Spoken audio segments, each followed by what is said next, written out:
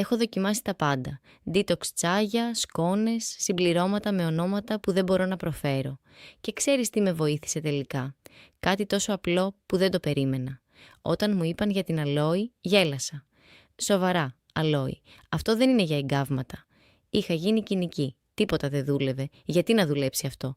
Αλλά κάτι με έκανε να το δοκιμάσω. Είπα, 30 μέρες. Ένα ποτήρι κάθε πρωί. Αν δεν νιώσω τίποτα, το κόβω και τελειώνει. Δεν περίμενα πολλά. Αλλά η δεύτερη εβδομάδα με ξάφνιασε. Το στομάχι μου ηρέμησε. Εκείνο το φούσκωμα που είχα κάθε μέρα εξαφανίστηκε. Η ενέργειά μου δεν ανέβαινε και κατέβαινε σαν τρενάκι. Ήταν σταθερή, καθαρή, χωρίς καμπανεβάσματα. Τώρα είμαι αυτή που μιλάει για την αλόη σε όλους. Ναι, έγινα αυτή. Αλλά ξέρεις γιατί? Γιατί δουλεύει. Και όταν κάτι δουλεύει, θέλεις να το μοιραστείς. Δεν σου λέω ότι θα λύσει όλα τα προβλήματά σου. Σου λέω ότι είναι ένα καλό πρώτο βήμα. Κάτι απλό, καθημερινό, που μπορείς να κρατήσεις. Και μερικές φορές αυτό είναι αρκετό.